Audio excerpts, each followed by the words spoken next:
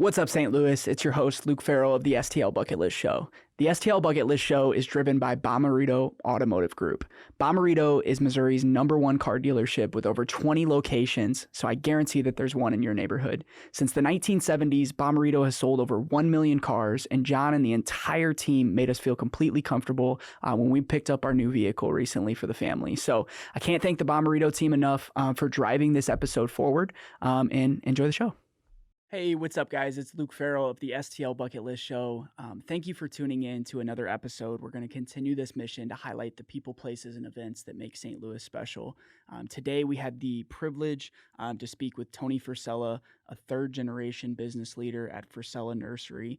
They have a huge garden center out in Defiance, and their footprint is all across the metro. This was an incredible conversation. A lot of things that I didn't expect to talk about. We talked about faith. We talked about business.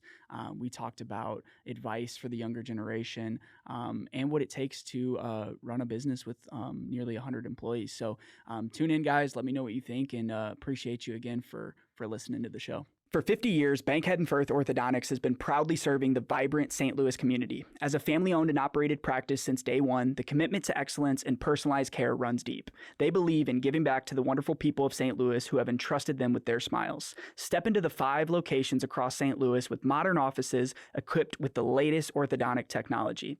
Their 3 amazing doctors are dedicated to providing top-notch, innovative treatments tailored just for you. Join us in celebrating 50 years with Bankhead & Firth Orthodontics, where your family becomes a part of theirs. Schedule your free consultation today and let them help you achieve the confident, gorgeous smile that you deserve. Because in St. Louis, your smile is your legacy. If you want to hear about St. Louis, tune into the Bucket List Show weekly. Hear what Marissa and Luke say. It drops every Wednesday. Got a dope new guest every single week. Buckle up for the ride. Who's it gonna be? Who's on the show today? They rep St. Louis.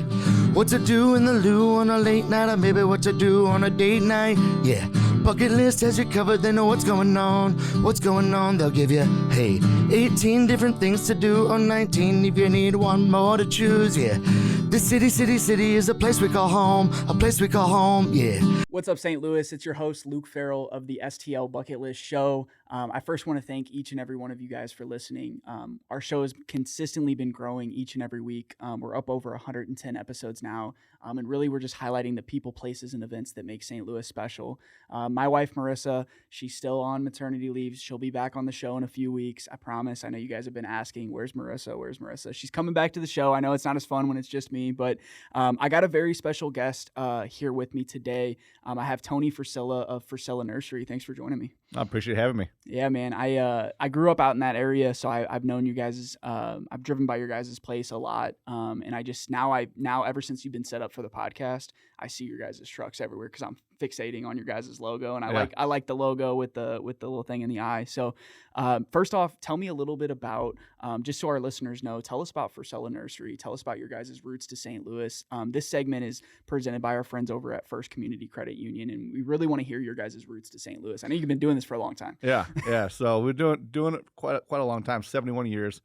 My grandfather Frank started our business as a hobby. Okay. Actually, side money. Believe it or not, people grew fruit trees for side cash back in the 50s and 40s. So after World War II, he was working for Southwestern Bell, and he again was working for some side money, growing fruit trees, and it got to be so much of his time that his riding boss said, "Hey, either you're going to work for me or you're going to do the trees." And lucky for me, he chose the trees. So, and then he just immersed himself in horticulture. As growing up as a kid, when my brother and I would spend the night over at Grandma and Grandpa's house, you'd hear him snoring down at his desk in his basement with just stacks and stacks and stacks of nursery magazines over all his pool tables, all his desk, on his floor with notes and this, that. And he'd say, this doesn't work, this doesn't do what they say it does, because he would challenge all the growers. He challenged some of the leading thought leaders in the industry on what they said that plants did versus what they actually did. So it was kind of cool. I didn't have any context on what it meant at the time, but now that I'm kind of in the middle of everything, Mhm. I have a lot more respect for the passion that he had for growing trees. That was his passion. So Was growing. it all got planted in 1953 out in Ferguson. Yep, Ferguson, Florissant. Okay. So how did you get introduced to the business? Because I know a lot of people that in family business, and a lot of people in our city have these family businesses, but there's a time where you don't want to work for the family Oh, business. yeah, I can Was tell there you a about time that. for you? Oh, yeah. Yeah, let's talk about that. So growing up, I loved it. So I love working with my dad. I wanted to skip school. My dad would let me skip school, Mhm. go sit in the back of the big machines that we put trees in the ground with, and go Mhm. to job sites. And I loved it. When on sick days, my dad would have me drive along with him. I go to jobs, do measurements on houses with him, and just I loved it. Mhm. Loved going to home shows and Mhm. trying to talk like my dad talked about plants. I just loved it as a kid. And then once high school came around, I was like, I still liked it. I worked hard and got to play with bobcats and build my own dirt bike track and that kind of stuff. But college hit, and it's kind of like, do I really want to do that? And thought back a lot on my life. And my dad and I talked about this a lot. It's like I wish my dad was around a little bit more growing up. And this is a very tough business. And so I was like, you know what? I'm not going to go in the business. And then a year later, 08, 09 hit, and I graduated from college in '09 from Webster, and I had a nice job offer at Anheuser-Busch, well, then InBev. They were just bought the year before that, and could have gone anywhere I want to go in the country. And I said, I got to put this opportunity on hold to help my dad out during this time. And because we just moved to this brand new facility out, the garden center was only 3 or 4 years old at the time. Okay. And so You had a I lot tied up in it. And you're like, hey. lot tied up in it. Yeah. And so I stayed back and just started, doing sales and design. Mhm. And within a month, it was very apparent that I wasn't going anywhere. So Wow. So right out of college, so like you were fully invested in going to work for, Anheuser-Busch or whatever, and go Yep. to a different city. And then if it wasn't for that recession that hit, Yep. and you saw a need, and then you filled that need. And Yep. then ever since then, it's been on. 100%. And my heart was set in trying to work in their abroad program where or I wanted to go into Italy Yeah. to go sell beer Oh, yeah. after a few years. But I was like, oh, this is going to be great. Yeah. But life had other plans for me. So That's amazing. There's always like every entrepreneur and every business owner and business leader that we have on this podcast always has that aha story. Sometime a lot of the people that we've been talking to recently is over the pandemic, people started businesses, they came up with new things, but 08 was similar during the financial crisis. But tell me about what you guys do, because I know that you're much bigger than a garden center. You're much bigger than a landscape. You guys have this culture just from reading on your website, looking at your social media. You guys have these philosophies, these homegrown traditions. You're not in business for 70 plus years unless you do great work. So, we know you do that, but it's beyond the work that you guys do. So it ties in a lot with one of the reasons why I stayed there is I saw what the place could become. And, and as of 2.5 years ago, we've set some strong roots in where we're going, the future of our company. And that's kind of the passion that a lot of our team has now. Mhm. And we see the opportunity we have to do some cool things. But we do a lot, which is also fun. We don't just do landscape. Mhm. We don't just go out and build other people's design projects. We don't just design projects. We don't just grow trees. We grow everything. We don't just have a garden center. We also install. So we irrigation, outdoor lighting, a few other things that we're dabbling in right now as well. Mhm. It keeps when people come to the garden center, they're not just getting people out of college or getting people reading things off of a book. Yes, and we do have those things, and it just adds to the mix of experience. But we also have people that have had 40, 50 plus years of experience. Our Rosarian is 71 and still there. And he's a walking encyclopedia. Yeah. So there's just a lot of experience. There's a lot of arguments because of all the experience. People come from different parts of the country, Mhm. and people have had different experiences with different plants because they planted them different ways over the life. And so it's kind of fun. We really get a good mix, a good back and forth of what works, what doesn't work to assess our standards. Are things changing? Because let's face it, the weather is changing in St. Louis like it is everywhere. And so some plants that used to do fine here don't do so well anymore. And we stop planting them. And so we also get to educate people on what we're what we're experiencing because, we're the boots on the ground. We're dealing with the warranties and the go backs and those kind of things that come up. And it's living perishable plant material. It's going to happen. We know it. What can we do to learn from it? Exactly. And I think that's the biggest thing with using somebody like you guys is, you're the ones, in it every day. There's a bunch of handyman guys out there that can do this similar stuff or try to do similar stuff, but it's the experience that you get. You mentioned people come in from all over the country. So you have people visiting, like you guys are a destination spot at this point. Like people are coming to visit you. We had somebody 2 weeks ago drive down from Chicago just to come see you to guys. pick up some of the plants that we have because we were the only ones, we're the closest to Chicago that had some of the plant material. Wow. So we have a 30-acre garden center in Defiance. It's 30 acres of plants. We'll go around the country, hand-picked on buying trips. We have very good relationship with the vendors that my grandfather had. And then, again, we just try to, what's new? My grandfather was very big on, hey, let's try 5 of this, 10 of this, 15 of this. Now, that would drive a lot of people nuts because where do you put 15 plants in a field of 200 acres and keep track of it? But we were always trying different things. We have a Franchetti maple, which comes from the center of the mountain region in China. That the research I've done on it, we're one of 3 places in the country that have one. Wow. And so we're getting grafts of that tree actually right now because I've always wanted to graft it. We just never done it, but now we're doing it this year. So that's the fun stuff. Yeah. It's just we're different. How do we be different with what we're going to do? So do you guys take some of these? So you mentioned your 200-acre farm. Actually, let's talk about your guys' roots in Defiance. So originally Ferguson Florissant, you guys, you said 3 or 4 years, so like 2005, 2006, you moved out to Defiance. 2006 the garden center opened out there. Okay. What made you guys plant out there? Was it the space? Was it, centrally located to where your projects were? Or? So we went from Ferguson then to Florissant, where we had a 40-acre garden center, but it was also probably 15 of it was tree farm at Old Halls Ferry and Limburg. Yep. That's where we were most well known for. And then when we moved out to Defiance, we actually had a place.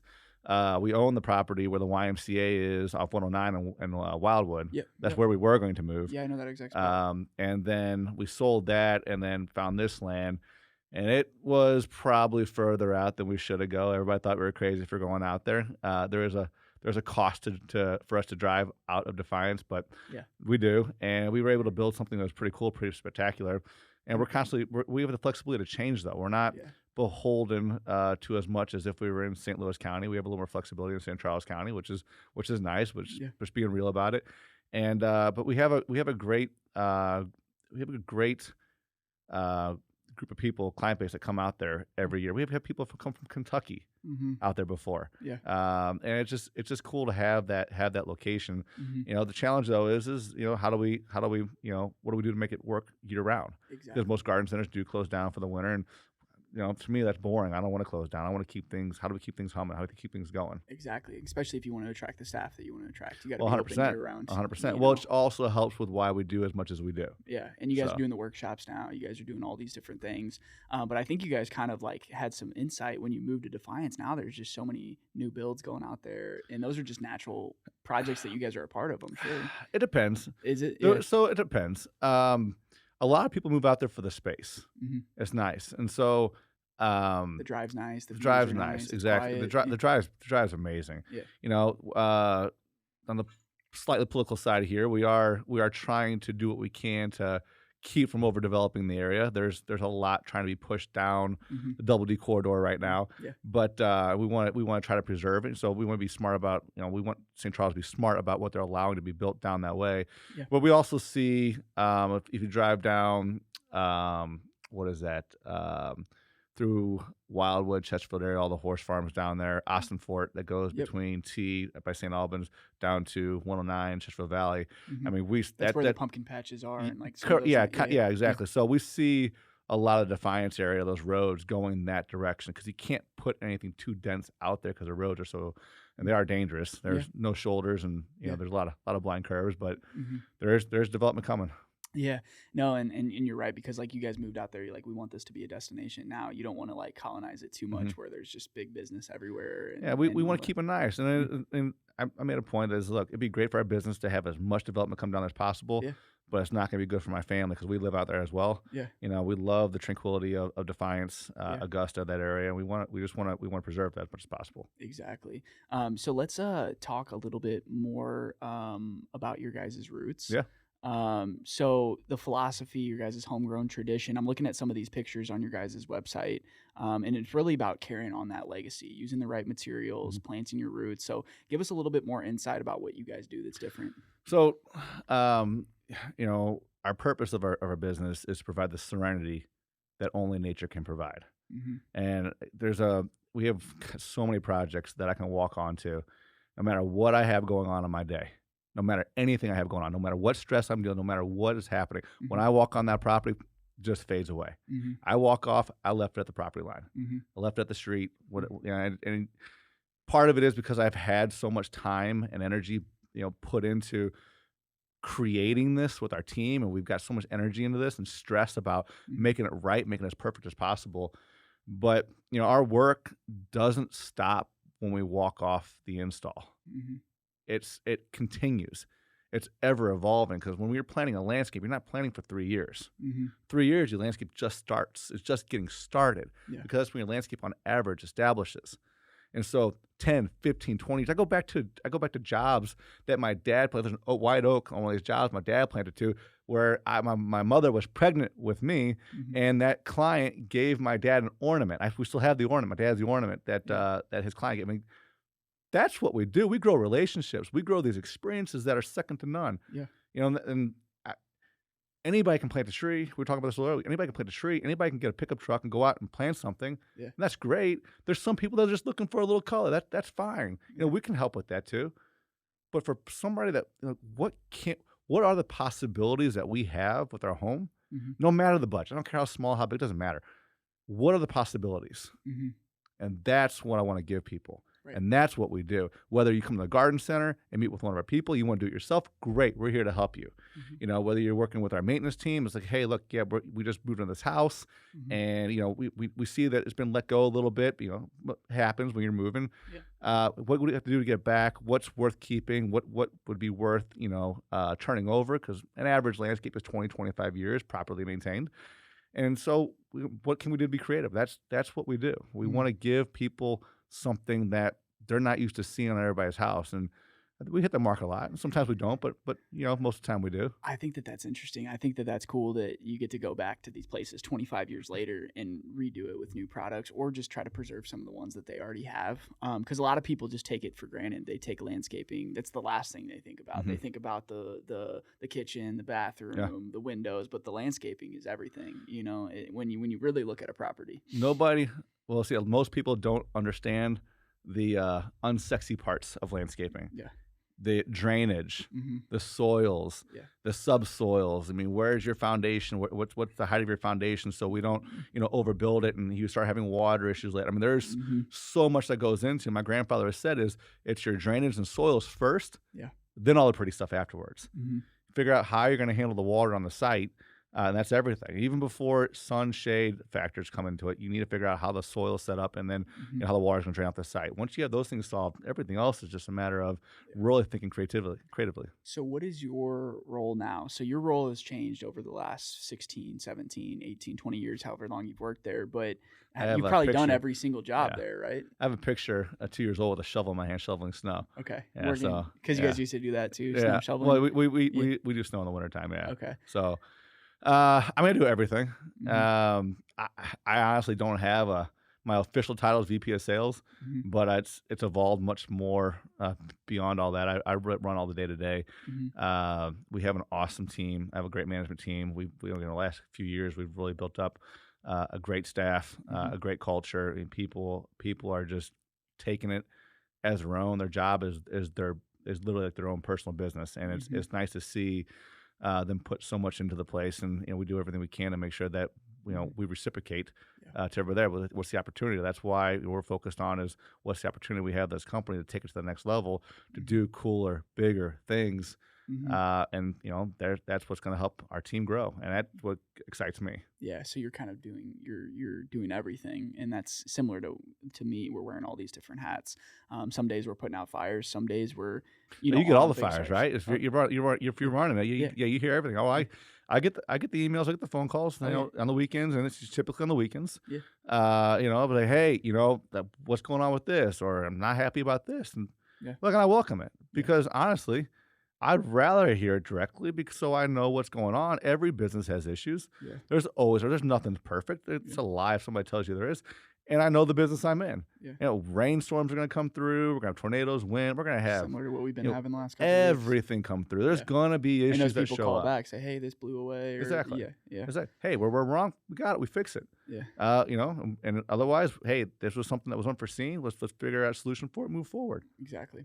So I ask business owners and I ask business leaders this question a lot, but if you could imagine your ideal day in your business, you mentioned walking on the property is part of it, but your ideal day, if you could describe it to our audience, from whenever you wake up to when you leave the shop, like what is your ideal day? What are you doing? It's a hard question. I'll just tell you what I do and what would be a little more ideal, but I mean, almost every day, I get up at 4:10. That's my start time. At 4:10, I'm out the door by 4:30, and I'm either doing F3, Outdoor Men's Workout Group, or I'm at Club Fitness in Lake St. Louis.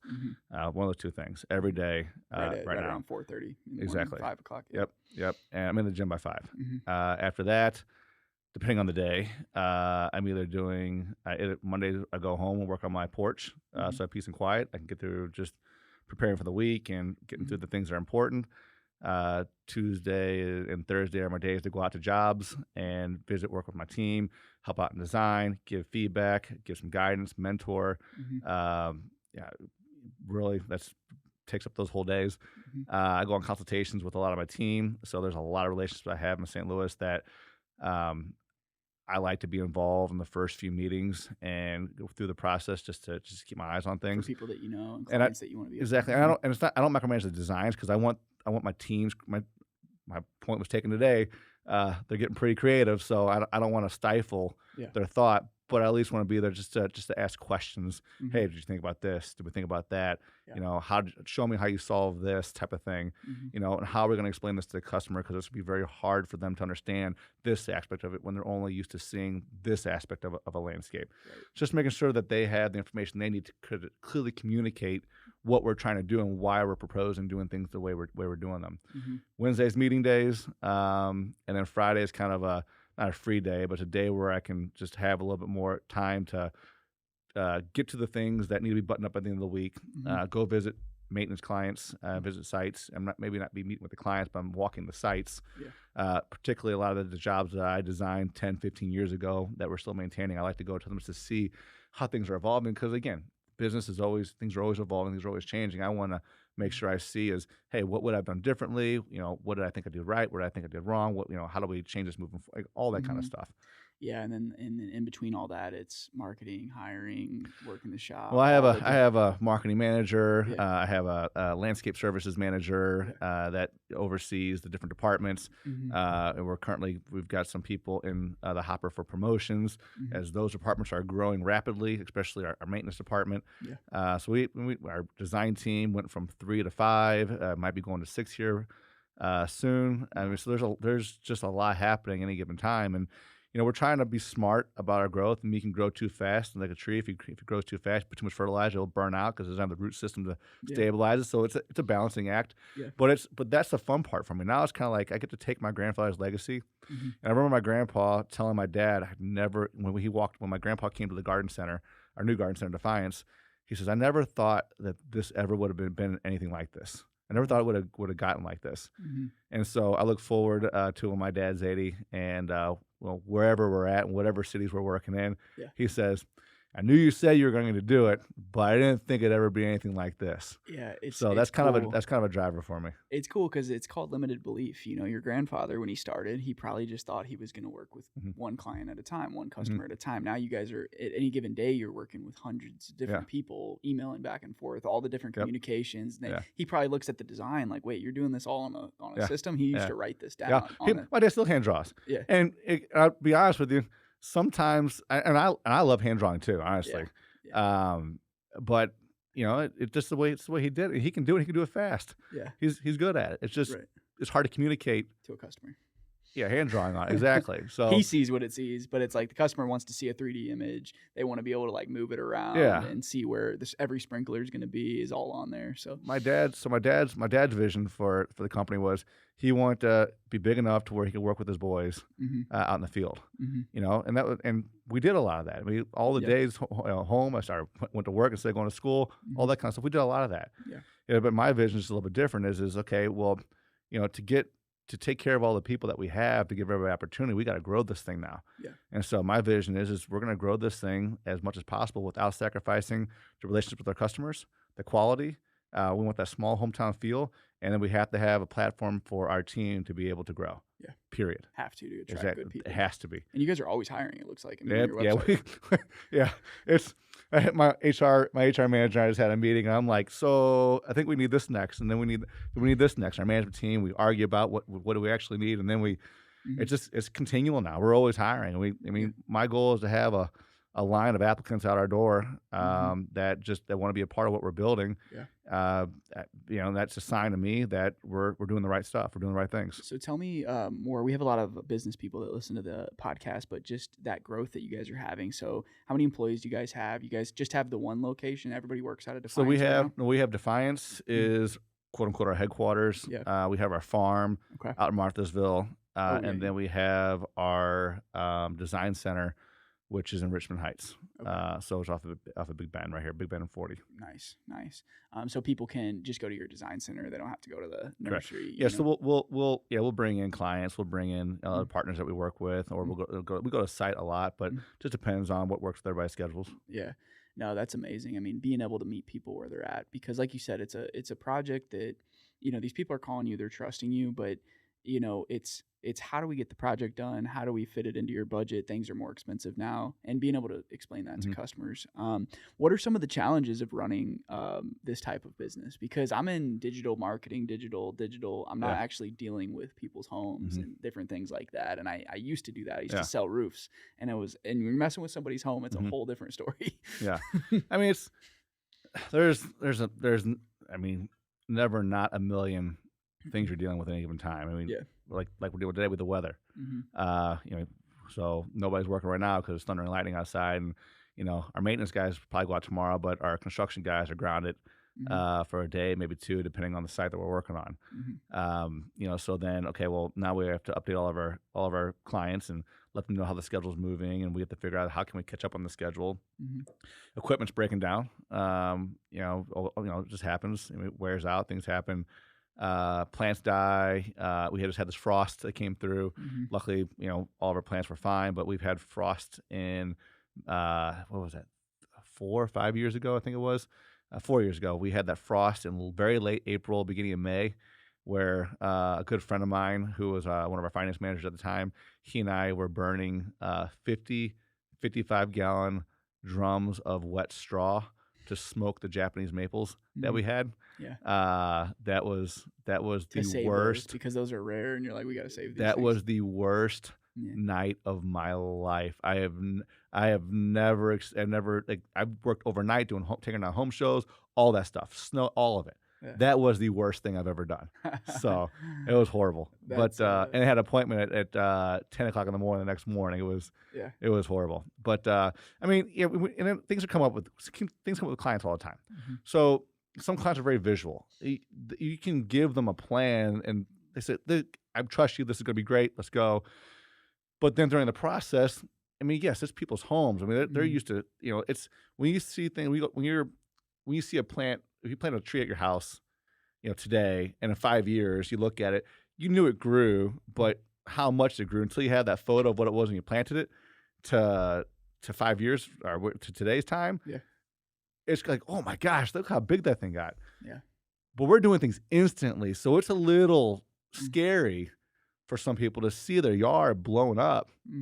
And we're doing, I'm not saying damage is the wrong word to use, but we're tearing up a lot of stuff in order to achieve the vision that we're setting out for. Yeah. And so it can be a little, and people can't see that right away. It can be a little nerve-wracking. You guys know what's going to happen. Exactly. They don't exactly. Well, case in point, there was a home we were doing in Ladue, and we took out all the honeysuckle because we were replacing it with evergreens. Mm-hmm.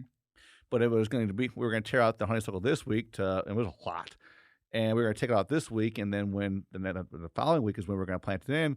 Well, they got home, and it was a shock to the system. Mm-hmm. And boy, did I get an earful on that phone call.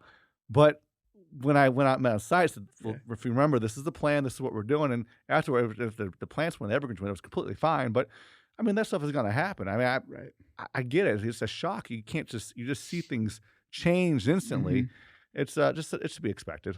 So what is the percentage of your guys' business like commercial versus residential? Well, we look at it as construction, maintenance, now irrigation and lighting and garden center. Okay. So garden center is wholesale and retail as well. Yeah. So the garden center is I don't know, probably 10% of our business. Mm-hmm. Lighting Irrigation is probably another 10% of our business. Mm-hmm. Maintenance is probably 30% of our business, and then the rest would be construction.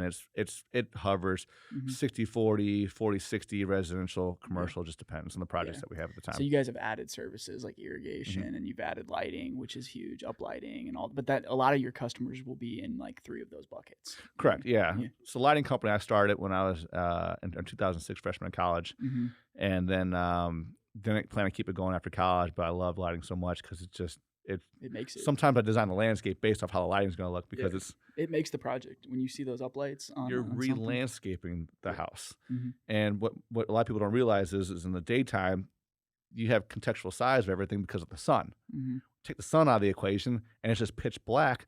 Now you get to resize and rescale everything based off what you're illuminating. Yeah. And that's the cool part. That's the fun stuff. Mm-hmm. And most people see it on other people's houses, and yes, I mean, there's some good looking houses out there.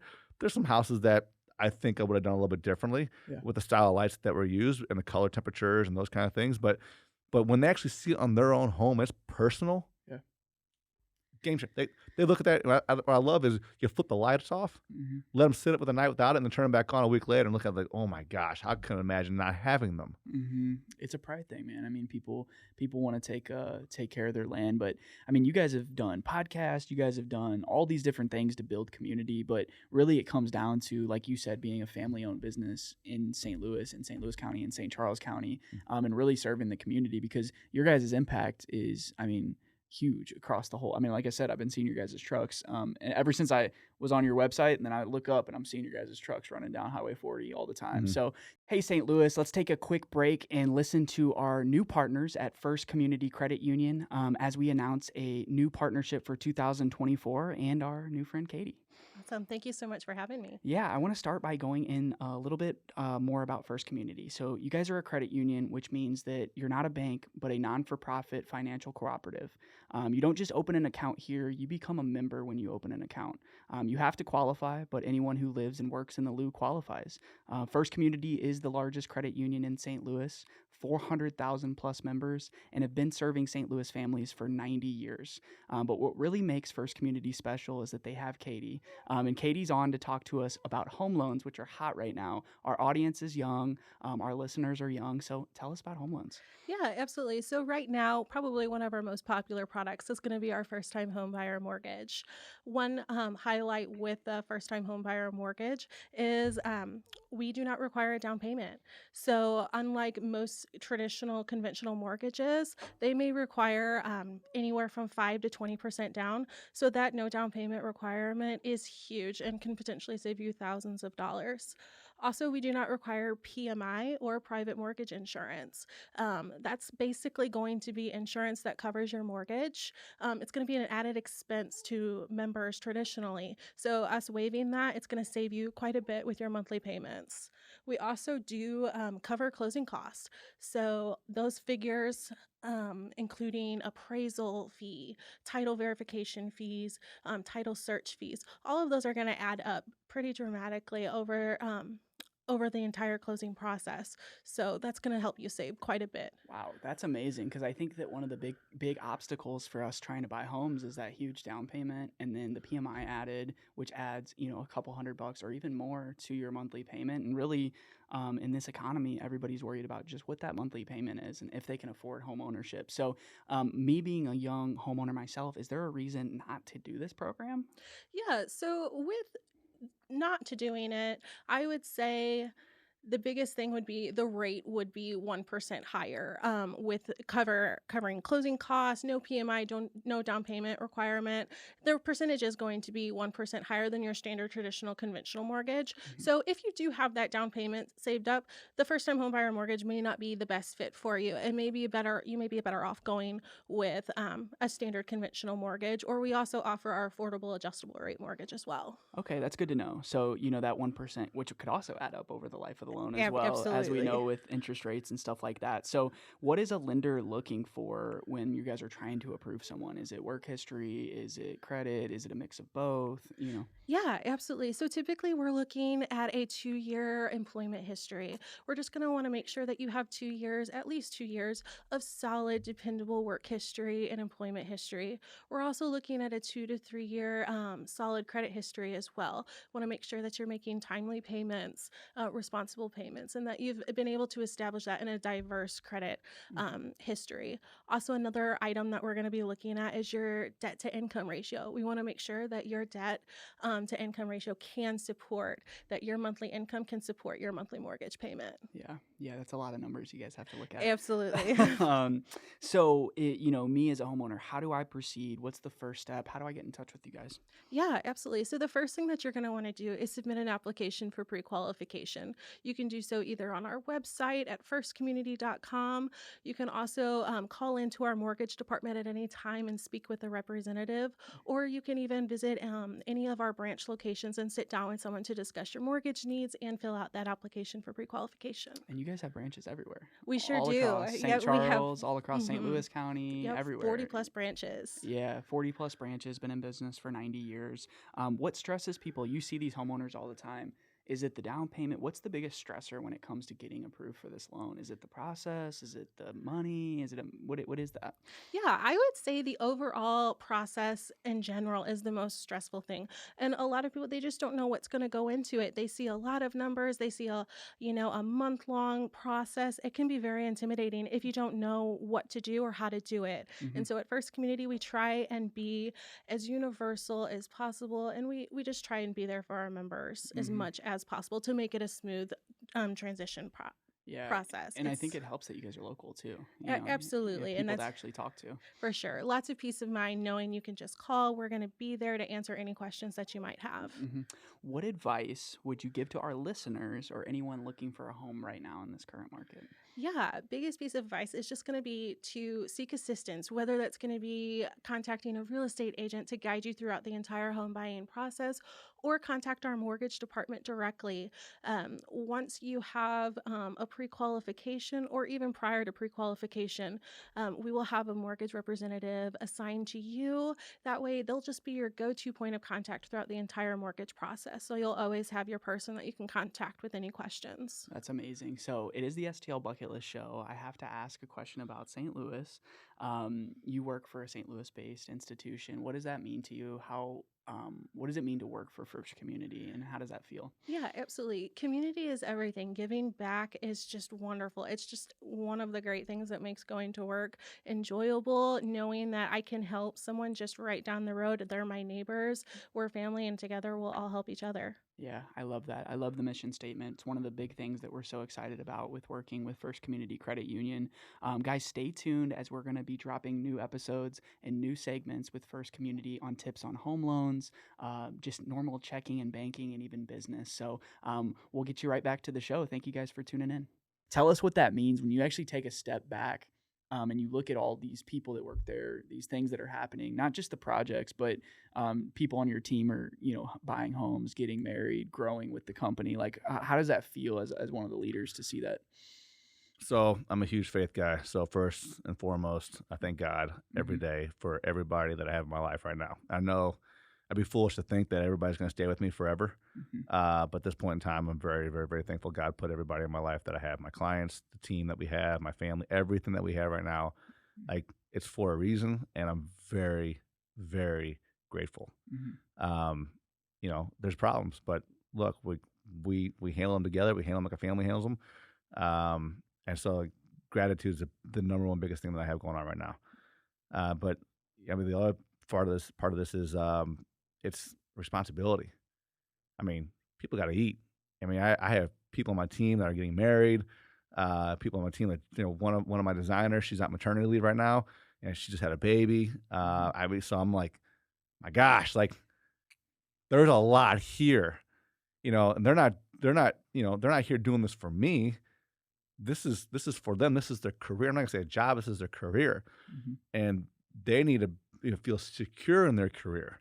Mhm. And so how do we make this work where, you know, it's they can see their future here. They can see what's next for them, and that's that's probably the most daunting task anybody leading a company could probably have, Mhm. because it's not easy, Mhm. and it can be subjective sometimes, and it's not clear.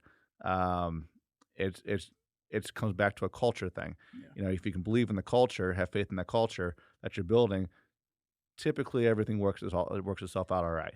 Yeah, I think that the pressure. I mean, I have a very small team. I have 6 full-time employees, but to me, that's a lot. And I think that the pressure is a privilege, but it's that thing that keeps you up at night. You know, because you can never relax. Because when a client texts on the weekend, I'm the one jumping in to solve Mhm. the problem because I know that okay, yeah, we could lose that, but like I know we need that client to scale to get that person paid what they need to be get paid.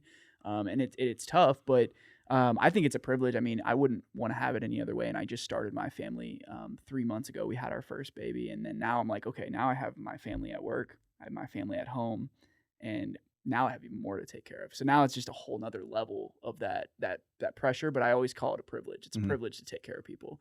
And you mentioned faith, and that's the whole thing. Is it's a privilege, and I'm grateful to have people to take care of. There's other people that don't have anything to take care of, and it's a sad feeling sometimes, you know. Mhm. But it keeps you motivated. That's why you get up at 4:10 and go to the gym. Why 4:10? That's just the time that it takes to get you to the gym by 5. 10 extra minutes matters. That does matter. It counts up, especially when you're going to bed between 10 and 11 at Yes, certain sir. nights. So That does matter. as I get later into the week, it starts to really grind Yeah. on you a little bit. 5 hours, 2 nights in a row is tough for me. Yeah. My dad keeps saying, you know, as young as you used to be. I was like, I'm still under 40, so I got a little bit of time left, but Yeah. but I see it. Yeah. I want to be smart. Everybody tries to use the word work-life balance, and I to be honest, I hate that phrase. Yeah. I think it's overused. I think it's also misunderstood. Yeah. I don't, you know, I'm not working 80, 90-hour weeks like I used to in my 20s, Mhm. and I took pride in it when I was young. I just wanted to outwork everybody. That was me and my ego. Mhm. I've balanced things a lot differently now with you know, delegating a lot of responsibilities, because one thing is that it's a trap that I fell into, my dad fell into as well, Mhm. and he and I have the conversation a lot. Is, you know, I can never let go. You never let go. If you can't let go, you can't grow. Mhm. You know, so here's another plant analogy: is if you have nylon string, you leave it around the base of a tree. Well, eventually the tree's gonna keep growing, grow around it, but that string is gonna choke it. Mhm. Not being able to delegate is basically choking your company. Mhm. And so, and there's you know, it's a learning process of how and what to delegate. Yeah. But I read a lot of books also. I read 10 pages a day on whatever I'm thinking is an issue for me, or Mhm. whatever I need to work on, and that's just how I attack my days, how I attack, you know, my weaknesses, how I attack where I want to go, what I want to do, how I Yeah. want to improve it. You know, Mhm. and I try to share what I learn with everybody else, because the best way to solidify learning is trying to teach it. Yeah. You also learn, well, maybe I didn't pay attention as much as I thought I did in some cases. Well, sometimes when you're a leader, like you need to actually learn from people that are on your team because they're in it. They're like, hey man, I've been in these sales meetings every day. You Yeah. just show up a couple days, Yeah. but I'm here every single day. Or the design people, like, hey, I've been doing this. Yeah. Things have changed. Things are new. But you mentioned balance, and we had a woman on the podcast, Emily Frisella, actually. Okay. Yeah, we had Yeah. Emily on the podcast, and she was talking about balance, and she was talking about Tim Grover, Yeah. one of their friends, and she was like, you know, balance on a scale, it's never going to be completely balanced. Yep. Okay, I need to take care of my family, but you just need to find time and you need to be intentional. And that's why waking up early, it's like, hey, if I can get my workout in now, that means I can spend an extra hour after school with my kids. Or, hey, if I read this book, I'm going to learn this new thing that's going to save me time, or I'm going to buy this service that, is going to save our team time if we invest in this. But yeah, Emily had a quote. I'll have to pull it up. But yeah, it was something about, she said, balance is bullshit. Yeah. It's not true. It's echoing 100% right. And I mean, that's Tim Grover's book, Relentless, and his other book, Winning. Great books, read both of them. I mean, and he comes at you about it. I mean, I would recommend anybody that wants to be a high performer read those books because it's going to set the foundation of how your mind needs to be. Yeah, you're going to find time for I got 3 kids, 10 and 8 and 4. And so love them to death. Yeah. And so like Monday mornings, I go do F3 and I come home and it's about 6:30. I shower at home and then I make my breakfast and I'll work on then I hightail it to I have a foreman meeting in the morning. I like to be present. We pray. Antonio and I, he says 1 week in Spanish prayer, and next week I say it in English in a prayer. But I'm not managing these guys, but as the person running the company and the person that I grew up with these guys. Like I've known these guys since I was 8, 9, 10 years old. So it's important for me that they see that I'm involved and that this is important. They're important to me. And as we scale, it's going to be, how do I do that? It's going to be different. That should be the next learning curve. But, after that, I go home, I eat breakfast, and I work out on the porch and just to clear my head and get myself prepared mentally for what I believe I've got to deal with in the week and for everything I know is coming to me. But I'm really available. Nobody would ever know where I'm at because I'm always on Slack, on text, on emails, on phone calls, or whatever the case might be. Everybody knows they can get a hold of me to answer the questions that they have. On you at all times. Yeah. But then it also allows us to ask, why are we asking these questions to me, and why can't you answer them for yourself? So it's a coaching opportunity also. Yeah. Because my whole thing right now is, how do I buy my time back? And I want to buy more of my time back, not because I'd want to work less, but I want to focus on the important things that are going to help that drive the company and be better for my family, be better for my faith, be better for our business and the people. Those are the 3 things. It's God, wife, kids, business, in that order, without fail. Nobody comes in between any of those things. Yeah. No, I think that buying your time back, I think that's the huge thing. It's like you said, it's not because you want to just chill and drink beers on the porch. It's, hey, I want to, I'm doing Safe Up Hard now anyways. I'm not drinking anyways. So. Exactly. So you got water going. That's why you mentioned the 10 pages a day, and even every day. But the buying your time back, really what that means is, okay, now I'm dealing with 6-figure issues instead of, $500 issues or maintenance issues, or like back in the day, you'd probably be, driving over to talk to a client. Yeah. Now it's like, hey guys, I'm working on a big deal with this person. I'm working on a big deal because that one deal could bring in 3 new jobs for your company. And it's not even quite like that. So like, I'm going after this. I'm driving over to one of my neighbor's houses. Got some questions about some plants that are looking questionable, and we planted it 5 years ago. Yeah, I'll stop by, no problem. Yeah.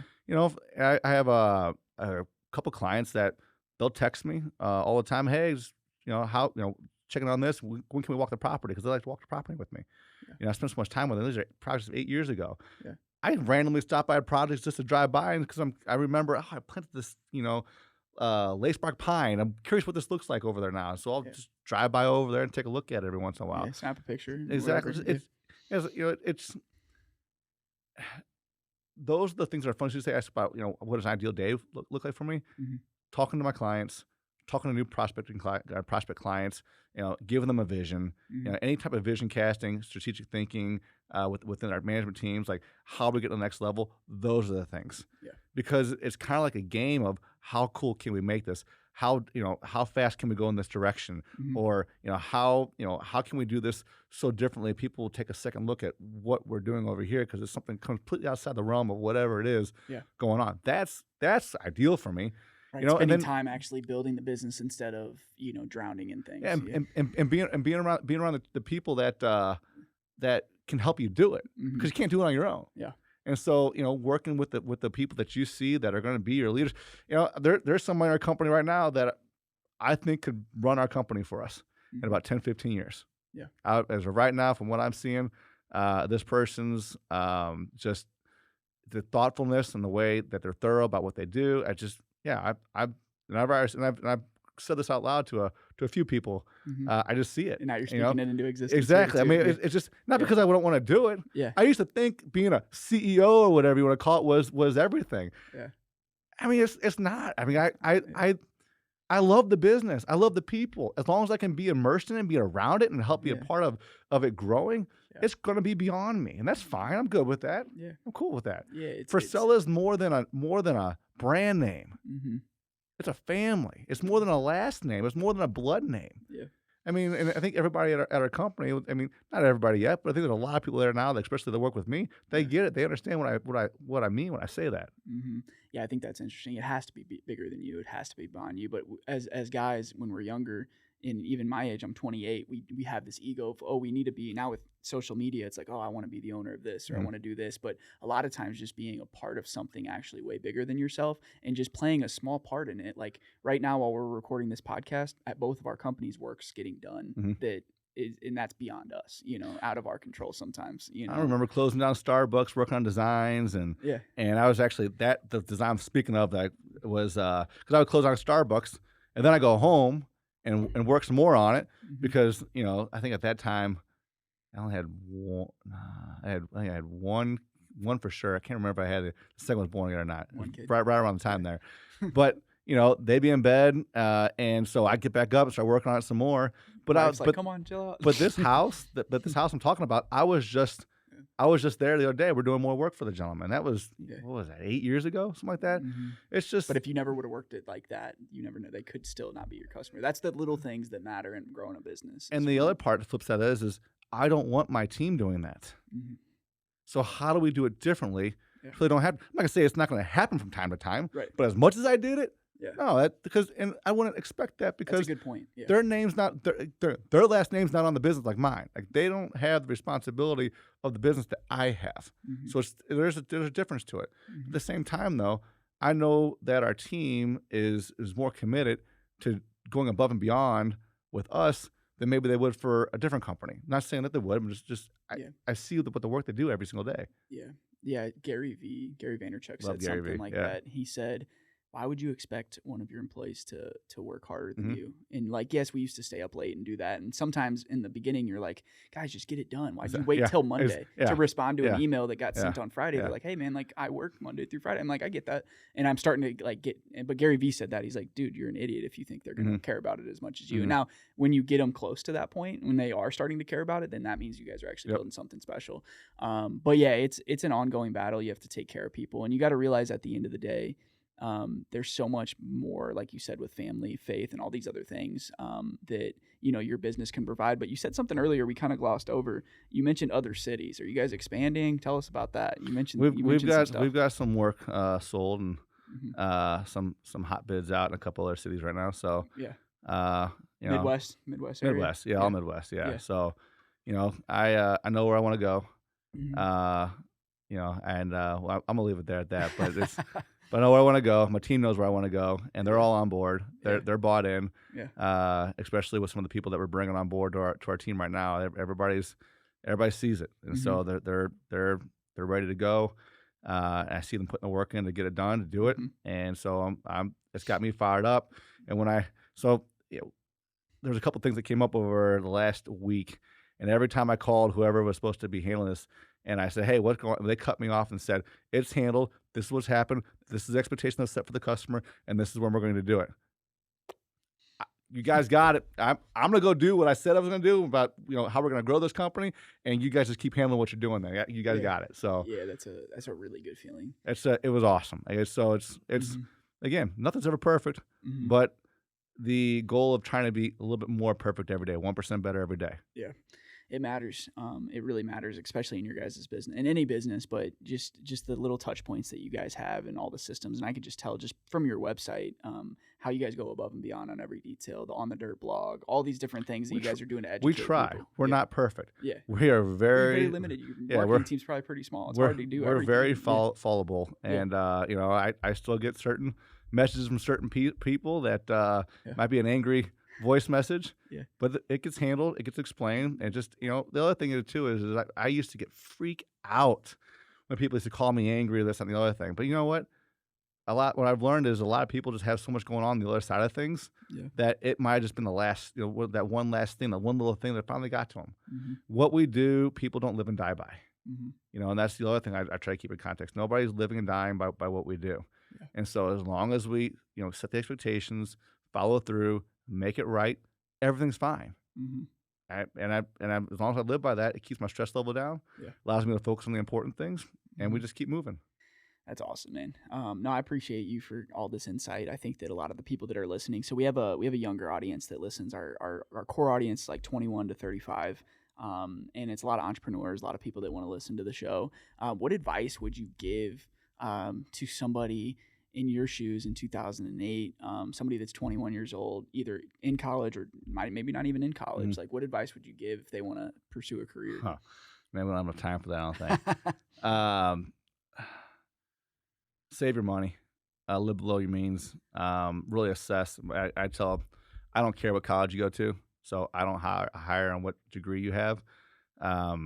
So I want to know, do you have the skills? Do you have the attitude? And we'll do everything we can to train you on the rest. And what that means, internally or externally. So really just understand is, do you need to go to school? Do you not need to go to school? You need to go to school to be a doctor? Yeah, you probably need to go to school. But I mean, business world is changing so fast. There was a local college that I looked at, should I go get my MBA or not? And I was going to go into market. I was going to do it for marketing. And I called them and I was like, hey, so can I ask you a few questions? And they said, sure. I was like, how can you tell me, or can you tell me what you guys are doing to keep up with how the marketing trends are changing with the social media, with AI? Like, what are you guys doing with your curriculum to stay up to it all? And the response I got was, we've never been asked that question before. I never got a response. And so I was like, nope, not doing it. Not even you're going to pay. You're investing in yourself. I want to smash that idea. Is it something I'm going to entertain or not? And after I heard got that comment, I was like, no, I am not even messing with that anymore. Yeah. And, but, save your money. Be smart with your money. Invest your money. Invest in yourself. You don't know. Like, college kids always call themselves broke, and you are broke, but you don't know what broke is when you have no responsibilities. When you start having a family, start having kids, and start having financial obligations, live below your means. I wish I would have gone into North City and bought a house there, and at cheap, and then rehabbed it and then rented it out, done something like that, and kept moving and investing. So have an asset. Read more. You can't read enough. Go to the bars less. I in my early 20s was stupid. If I get back half the money and half the time, and reapply that time to my, investing in myself or the business, I'd be driving the car I want to drive right now. I guarantee you. But I lost so much momentum, and 1 year in your 20s is equivalent to 3 to 5 years in your 30s. 10 to 15 years in your 40s. Think about that. And it's hard when you're in your 20s to even, because it would have been hard for me to understand that. But oh my gosh.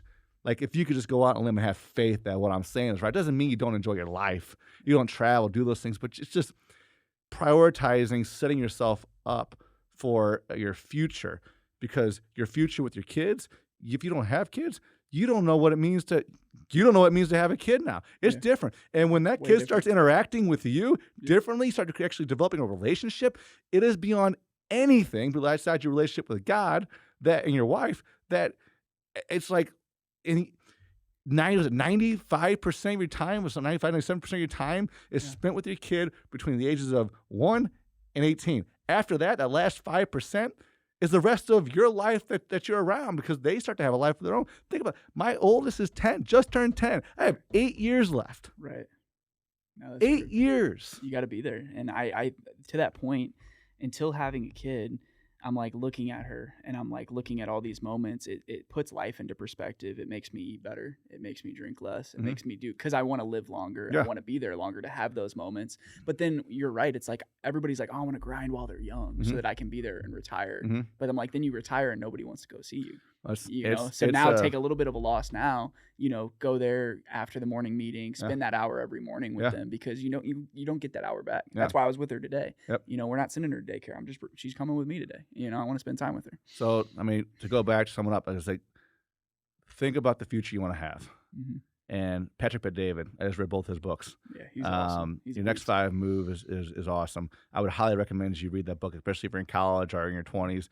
Read that book, and really plan out what your next 5 moves are. And it's hard. I mean, I've gone through the book, and I'm like, there's so many moves I can make. Yeah. What are the right ones? And I have to work with my team because there's so many things happening. But when it's yourself, you yourself and I, it's like write that, figure out what those are, and just start moving towards a vision you have for yourself. Yeah. And there'll be a lot of self discovery in that process. And doesn't mean you don't go out and socialize, but you have one less drink. It means do you need to be around those group of people? Those people are going to get you where you want to be. They may be fun to hang around. I had those friends, but they didn't get me anywhere, and they weren't going to get me anywhere. I had a great time, great memories, but I probably could have had a few less moments and focus on a few other things. Yeah. Let's just be smart. The people you surround yourself around, how you manage your time, how you manage your money, and how you manage what goes into your mind, especially in today's day and age with social media. Yeah. If you can manage all those things wisely, you're going to set yourself apart from probably 99% of the people. Yeah, no, I agree with you 100%. So to wrap up, we got to ask the golden question, the STL bucket list question. The bucket list is just places that you love about St. Louis. These are restaurants. These are maybe events and parks and things to do.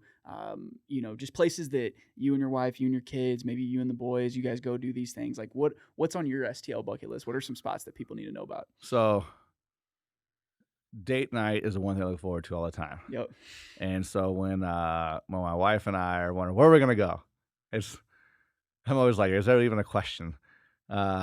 So shout out to Noto, the Italian restaurant on 94, across from J. Bloom. They also have a new restaurant, Picaro. I know I pronounce it wrong. Sorry, Wayne and Kindle. But whenever we decide, let's try something new. And we're like, well, where are we going to go? And it's like, it just comes right back down to, like, the service, the people, like it is as Italian family cooked meal as you possibly can get this side of the pond. It beats anywhere in St. Louis that I have ever eaten. And I've eaten at a lot of places. It beats anywhere I've eaten in New York and California that have supposedly good Italian food. Beats them all. And it's just right in the heart of St. Charles on random 94. It is random, unassuming white building on 94. Yeah.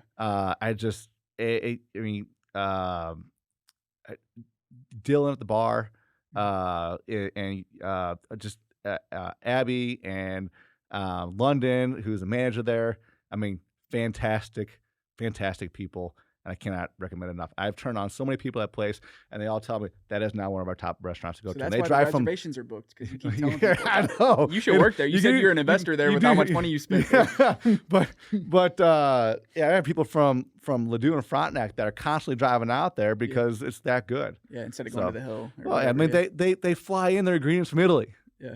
And so it's fresh. Everything's cooked fresh. The pasta, the bread, everything, the tiramisu, and I hate tiramisu, but theirs is great. Yeah. And so everything there is fresh. And I'm telling you. So every date night, you try to like, hey, let's try something. Then you just like, hey, if we're going to drive, we're going to get a babysitter tonight. We're going to go here. Oh, yeah. Yeah. Yeah, just everything about it. Everything to a T is done right at that place. What about with the kids? What's their favorite spot?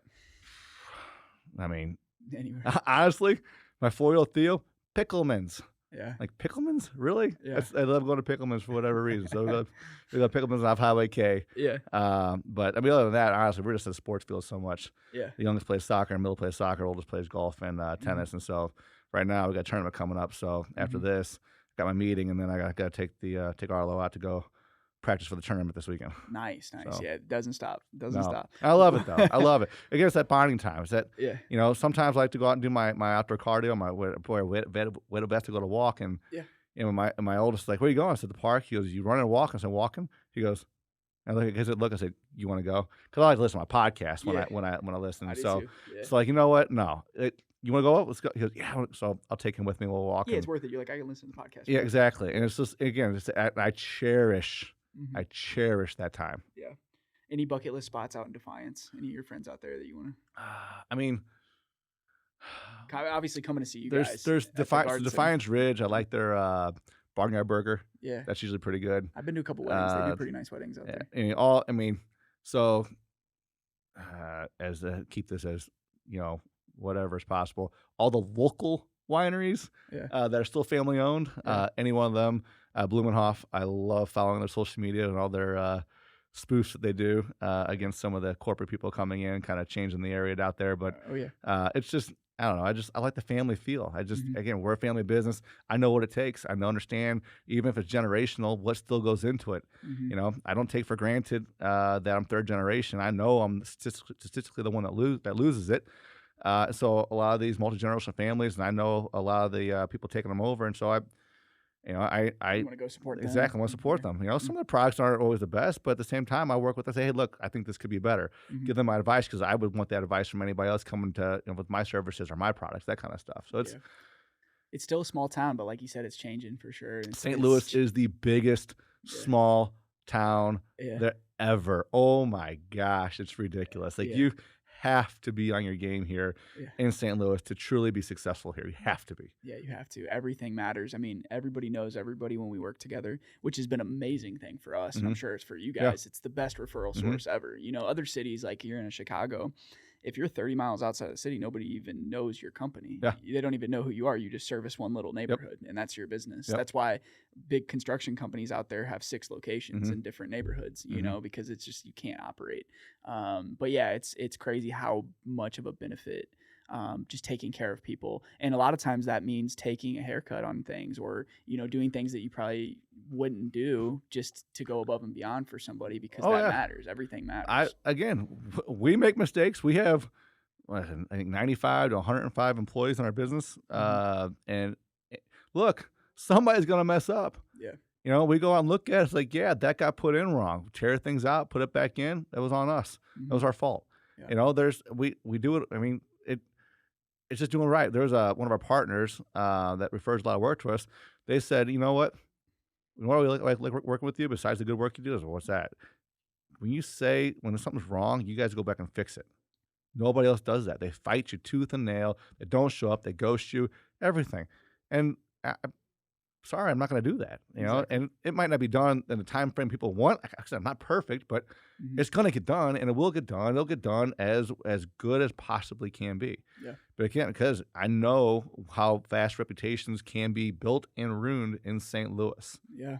Yeah. And hey, man, I appreciate that and the insight that you gave. I think everybody's going to get a ton of value. But Tony, do you want to give people your guys' Instagram tags, like where they can follow you, maybe your website, or if you're personal? I don't know if you do anything on your personal stuff or anything. So yeah, the nursery is at Frisella Nursery, and then the Frisella Landscape Group is at Frisella Landscape Group. You know, we are moving more to Frisella Landscape Group as being the parent name of everything, since it's the biggest part of our business now.